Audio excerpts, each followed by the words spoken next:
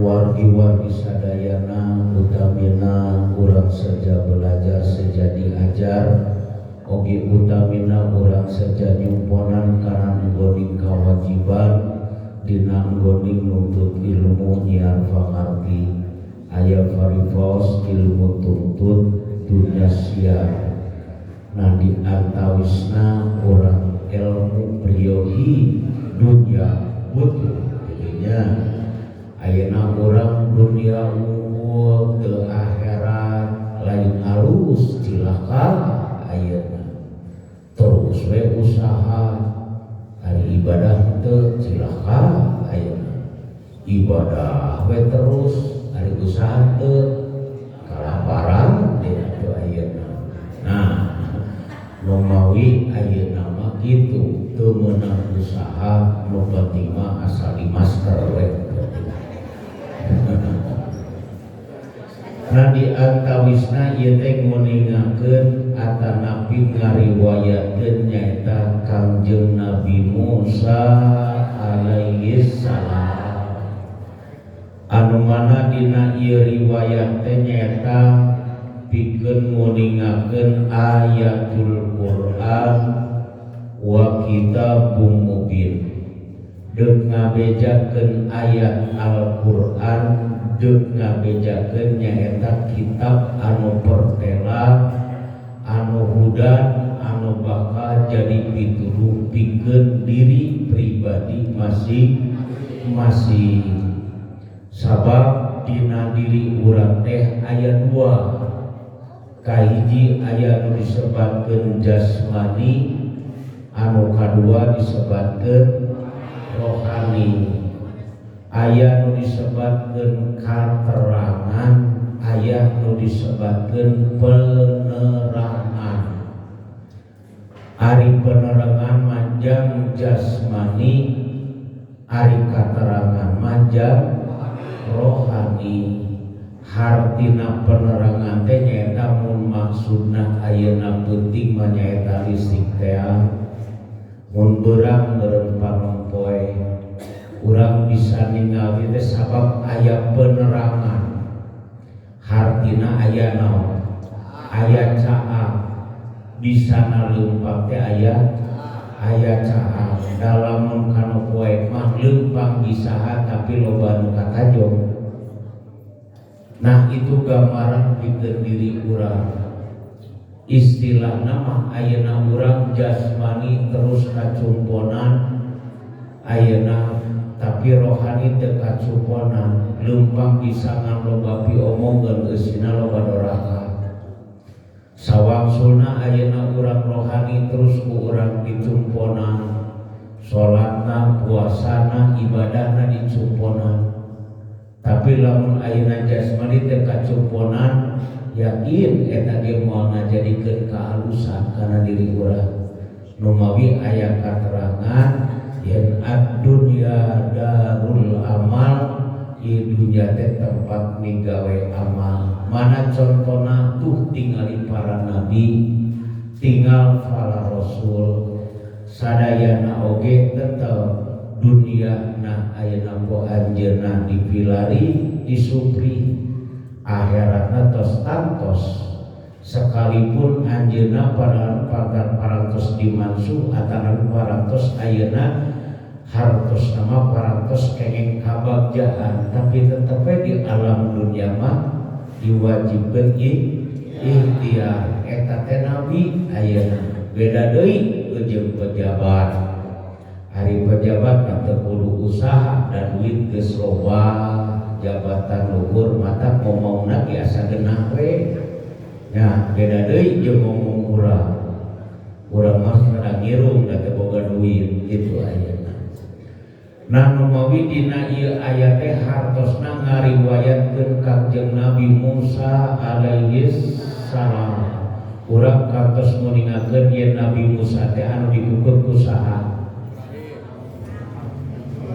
anu dikukut ku saha Musa teh Fir'aun teh seorang raja yang paling kaya eusina anu beunghar-beunghar teh lain sa Indonesia tapi sa alam dunia dugi ka ngariwayatkeun Firaun kuncina ge teu kabawa di rodaan kuncina emasna loba hartana loba ayeuna jabatana panglukurna ayeuna Firaun sombong sababiana Firaun ena ujub ria takabur cilaka padahal Firaun teh jelema anu pangbeungharna ayeuna kira-kira di urang ayat teu jadi presiden beungharna model Firaun. Tuh, omo bari sombong mah. Firaun ge cituralit. Omo ayeuna bari delekah mah. Omo bari hianat mah. Jigana cilakana ge leuwih di Firaun eta mah. Lain ti karep ayeuna di laut teu karepna ge dina seureuh eta mah. Nanu mawi ieu gambaran-gambaran pikeun ayeuna ieu diri urang ageuna mata tadkirah pitutur mana deuk ngabejakeun nyaeta anu disebatkeun ieu ayat nyaeta innallaha al-azizul hakim innallahal azizul hakim deuk ngabejakeun yen kagagahan teh kagungan Allah al-hakim oge anu bakal ngahukuman. Jadi hukum di dieu teh anu sabatkeun bil qisti kaadilan atawa al-hakim bijaksana. Jadi hartina bijaksana teh di mana anu salah-salahkeun, di mana anu benerkeun eta bijaksana ayeuna. Gitu ayeuna. Di mana salah entong make jeung ayeuna tatangga sanajan pamajikan dia ari salah mah salahkeun we ayeuna kitu ayeuna lamun ayeuna urang deuk nenggahkeun nyaeta masalah anu sebatkeun ayatul Quran wa kitabun jadi Al-Qur'an teh anu bijaksana kitu disebutna fidawu Allah dina Al-Qur'an ingatkeun qalu Musa Nabi Musa teh nyarios li ahli ka ahlina hartina ahli teh bisa kaumna bisa kulawargana bisa bojona ini anastunaro kami ningali kana eta seuneu hartosna Nabi Musa ngawartoskeun ka kulawargana atanapi kanu janten wargina oge disagedengeunana sahabatna hartosna ninggal kana seuneu saatikum min habi khobarin eta seuneu teh mawa bewara mawa beja lamun cukurang mawa naon deui mawa kabar hartina awatikum bisihabin qobasin la'alakum tasqaliun lamun dina ayat anu eta mah disebutake masaluhum kamasalil ladis tauqada naro falama adoat ma haulahu hartosna di dieu teh jadi seuneu teh anu mawa caham hartina urang ayeuna bisa leumpang teh sababiah aya naon tadi teh nah ngabejaan yen di mana anjeun hayang bisa leumpang dinu poek datangkeun ku anjeun atawa make obor gitulah baheula mapan make obor ayeuna make baterai geus teu usul make HP ena pan hayang caan nya nu penting mah bisa naon bisa nyaangan nah ieu teh tadkirah ka urang teh pan dinu poek teh hayang bisa ningali hayang katempo eusina mah bisi labuh atawa titajong nyaeta kudu make caa ngan ngabejakeun yen ayeuna urang dohirna atawa jasmanina perlu caa anjeun sing inget urang sing sadar lain ngandung harti anu kudu kacaangan teh panon dohir unggul tapi masalah panon sabab cilaka hirup lamun poekna panon naon batin dina ayeuna dina sulamut taufik disebatna teh di mana jalma anu poek hatena eta teh jalma anu odog ari odog teh naon bodoh ari bodoh teh naon belegug teh anu bodoh teh ayeuna nyaho ayeuna nungtun domba Mungkin golongan itu di mana? Oh, itu jelema naon? Nah, disebutkan di Nasrul Mu'tafik disebutkan fal jahiluna mauta qabla mautihim. Jadi jalma anu teu ngarti kana agama teu apa teu bisa ngaji Quran teh fal jahiluna mautan eta teh ciri jalma geus maut. Berarti maut teh aya dua, aya maut jasmani, aya maut rohani. Ari maut ayeuna jasmani mah hartosna rohani teu minum maut. Tapi lamun maut na rohani mah jasmani mah hirup tapi pikiranna maut ayeuna. Nu mawi disebutna fajadiluna mautan qabla mautihim. Jadi maut samemeh maut ayeuna. Hartina jasadna can maut tapi hatena geus maut. Tah lamun ngabandingkeun sapertos kitu eta disebutna naon ngaranna? Ongkoh ayeuna sebatkeun maut tapi can maut. Rorompong hirup disebatna teh ayeuna. Fa'ad samuhum qabla qaburin qaburun. Jadi jasad nu bodoh mah saencan dikubur teh eta teh geus dikubur disebutna teh ayeuna. Sok we sunahkeun ayeuna. Nah, disebutna teh kitu ayeuna. Jadi jalma anu bodoh teh maut samemeh maut ayeuna. Hartina ongkoh can maut tapi geus maut disebutna teh ayeuna. Nah, nya pajadiluna mautan teh ayeuna. Nu mawi di dieu ayeuna urang periyogina ayeuna anu disebatkeun aya santapan jasman, aya santapan rohani teh supaya caang hate saha. Nah, urang cacakan bari ngaji ge hese naonna? Hese caangna. Komo lamun eureun naonna? Ngajina bari ngaji ge poe-poe kanu dimaksud seuneu di dieu teh maksudna mah sing caang jiga seuneu eusina sing bisa obor ngan ulah tepi ka kadian ulah tepi ka ngajadikeun psikolog mah ilmu naon ulah jadi ilmu obor. Apa teh ilmu obor? Nah, ulah hartina ilmu obor teh ari kabatur ari diri sorangan. Tah itu ari kana kasalahan batur apa? Ari kasalahan diri obor eta teh ngaranna ayeuna. Nah, disebatna teh ayeuna. Nah, nu mawi urang ngaji teh supaya bisa nyaangan hate saha. Sabab dina diri teh ala inna fil jasadi mudghah. Aya segumpal darah dina diri urang teh ayeuna. Ala wahyal qalbi ayeuna. Tah eta hate teh aya dibecek hadis al ilmu nurun.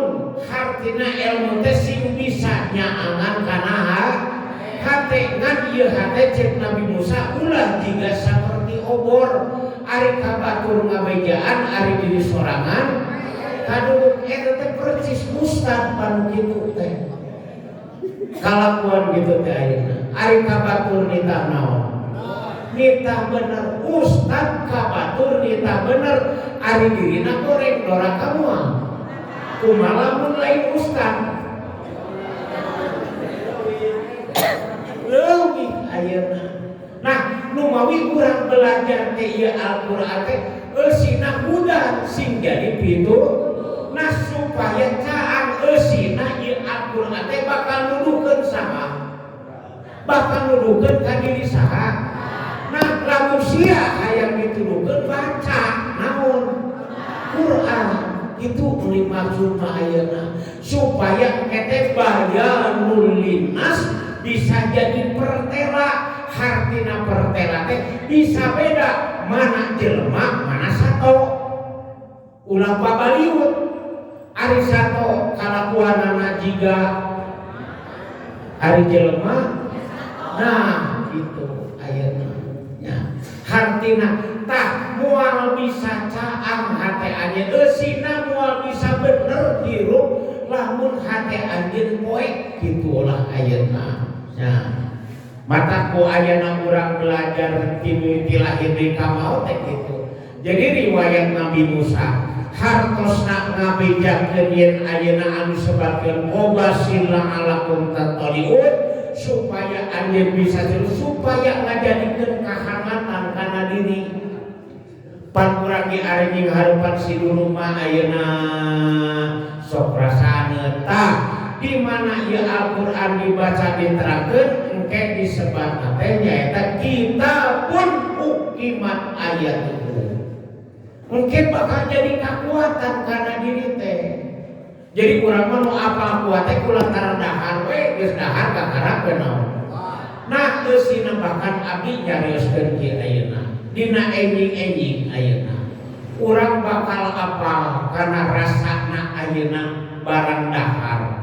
Ngeunah jeung teu ngeunahna rasana teh apa-apa. Lamun ayeuna misana ayeuna dahar daging misana dagang dahar kere beda naon rasana jeung dibandingkeun jeung gepuk. Gepuk beda dibandingkeun anak jeung ayeuna naon. Jeung soto beda ayeuna. Saha eta mah bedakeun? Nah, rasa ayeuna. Tapi ka apa? Tapi urang geus pernah teu ayeuna apal kana rasa caritaan urang alusna jeung gorengna. Heuh eta ge teh dimaksud mah kulantaran teu. Justru urang sing aya rasa ulah ngan saukul nu apa rasa teh hakaneun we unggul. Nu apa rasa teh ayeuna. Naon sababna ayeuna? Sabab disebutna ayeuna ada bidzikrillah. Urang nyaritakeun aturan Allah teh tatmainnul qulub bakal geunah bakal hate bakal geunah bakal tenang.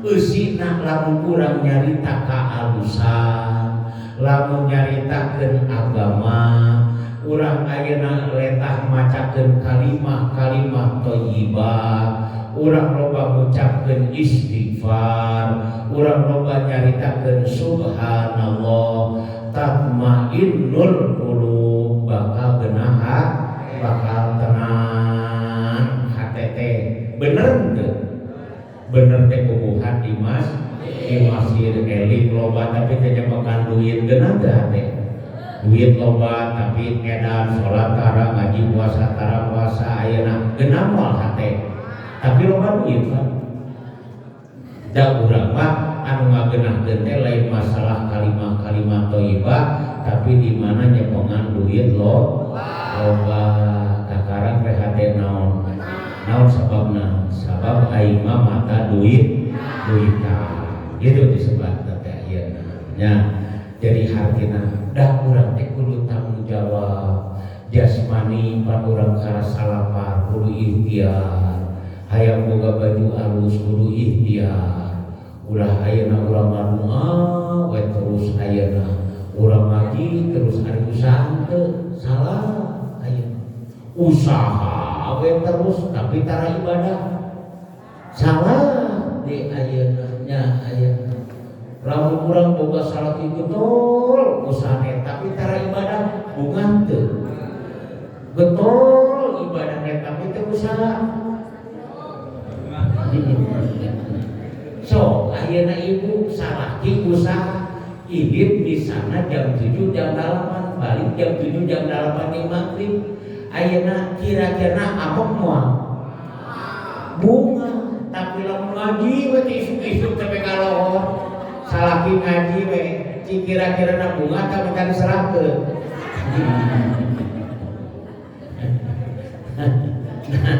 nomawi nang dimaksud ayeuna fabas la'alakum tattaliun fabasyir la'alakum hartina ieu Al-Qur'an teh sing jadi sing bisa nyaangan kana diri saha.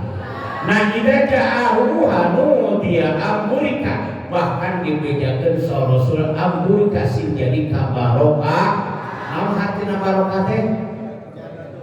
Jadatul khair tambah. Nah hartina urang ngaji teh sing tambah naon? Tambah duit gitu lain tambah kausan. Nya ayeuna. Jadi sing mil ngaji teh kudu tambah naon? Kaalusan lain gitu wae pagawe. Nah, hartina urang daek ibadah daek ngaji teh sing tambah-tambah kaalusan jadatul khair. Naon sababna aya tambah kalusan sabab in ahsantum ahsantum li'am di mana anjeun migawe kalusan eta kalusan jeung saha. Nah mata ka abdi protes pasang ngaji kamari Pak Haji kumaha tuh abdi kababan 40 suhunan teu salat cenah ayeuna aya tatamatan salat tarang ngaji dorakan 40 suhunan keun bae eta mah ngabejaan unggul keun bantep ayeuna nya. Nah nu dimaksudna mah hartina ulah tepi ka anu ngaji anu ibadah ulah tepi ka ngadorakakeun ka 40 suhun. Ari utara salat tarawih jeung kudu dorakan ge hartina nu daek ibadah teh ulah loba teuing ngagorengkeun kitu ayeuna tata antara salat tara ngaji si goblok di baheula teh katingali ku aing ngaji geus moal modal ulah kata tangga kitu teh dorakan nya disuku urang teh doakeun mudah-mudahan eta tatama abdi teh sim kenging al barokah kitu ayeuna atau kenging al hidayah gitu ayeuna hartina sing meunang masjid al barokah sing meunang masjid al hidayah gitu ayeuna maksudna jadatul haq nah amrika sing jadi kaberkah hartina man finar wa man haulahu eusina ayeuna eta seureut nyaangan bisa ngajadikeun kabagjaan ka anjeun bisa ngabagdakeun ka diri saha.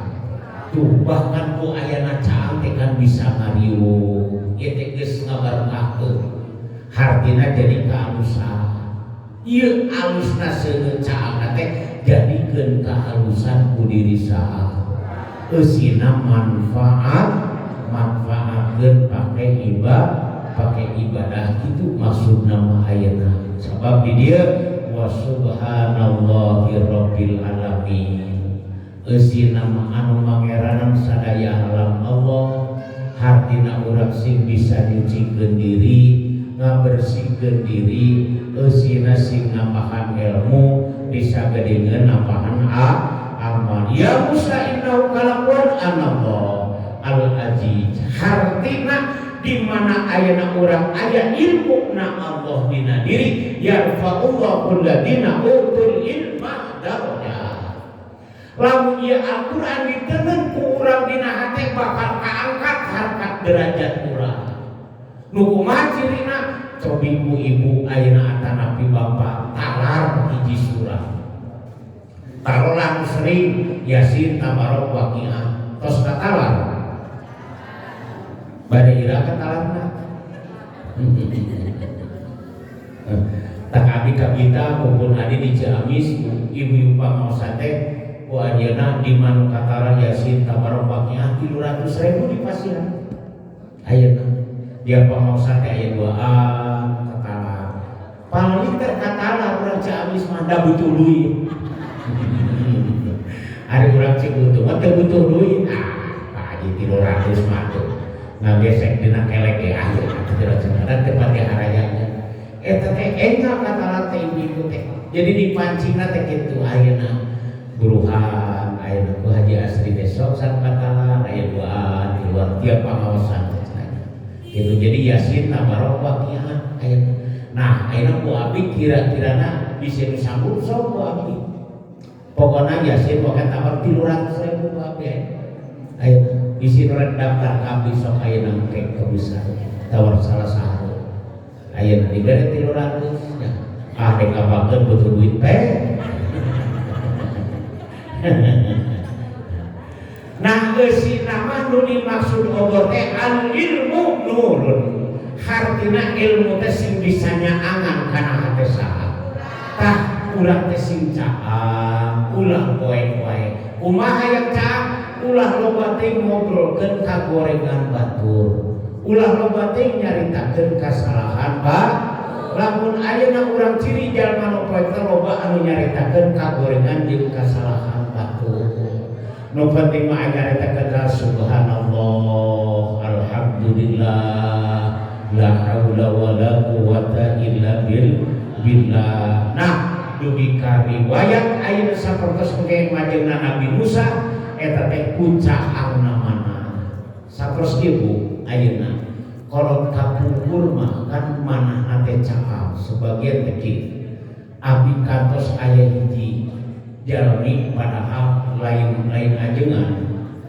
Bahkan ayeuna tukang kampung jeung baju baheula keur posami teh. Tahun 85 nyebutna kieu. Engke mah bakal murah kene bimbing tibatan samping. Tahun 85 murah kene bimbing tibatan samping. Baheula mah mun lebaran teh disarampi. Ya. Sok ayeuna ibu kamol. Aya di samping. Mata murah ayeuna. Cenah baheula pangna kolot carita kitu hayang nempo ping-ping awewe teh kudu nonggolan nu keur misi. Atawa nu keur mani baheula macet. Hayang nempo ping-ping awewe. Ari ayeuna mah kumaha? Teu kudu make jeung kapacelingan anu mah kamol ge loba anu pabalata. Nah engke mah bakal jelema teh loba anu nyarita sorangan. Meureun belok si horeng teh HP. Grafik anu beureum pang HP seuseurean sorangan. Komo bari geus di aki-aki si goblok eta nyepengan HP bari leumpang. Si eta teh geus kolot. Jadi we dengar batur. Urang mah urang ya. Ulah ngahajakeun. Lamun deuk HP adiukeun we. Ulah juga udah ora teuing tapi aduh cik kira-kira urang loba nempoan loba nempoan Quran. Loba kieu. Nah, nu mawi urang mah kudu bisa we ngabedakeun nya. Ulah ngomong ke kapan aja sih direbut gara HP. Nah, nu maksudna mah urang diajar kieu teh sing caang naon? Nah, sing caang hate di mana hoyong caangna hate saur abdi diajar sing seueur nalar. Nah, seueur nalar teh sapertos dina wadduha atanapi ayeuna surat nu mana we ayeuna atanapi ayeuna urang diajar nalar mama we surat mana ya teh bakal caang mana urang ka ayeuna gitulah nu dimaksudna. Nah wargi-wargi sadayana ieu teh nguningakeun Al-Aziz Al-Hakim hartina bakal kaangkat harkat derajat diri urang lamun urang ayeuna ieu kitab mubin jadi pertela dina diri saha. Nah ieu Al-Qur'an teh sing pinahkeun kana diri urang sing nyata sing pertela supaya jadi budak dulukeun kana diri urang. Sabab wa minhum ummiyuna la ya'lamuna kitab illa amaniyah wa inhum illa yadunun. Urang mah poe teu apal ngan saukur angan-angan jeung lamunan nu aya dina diri urang mah.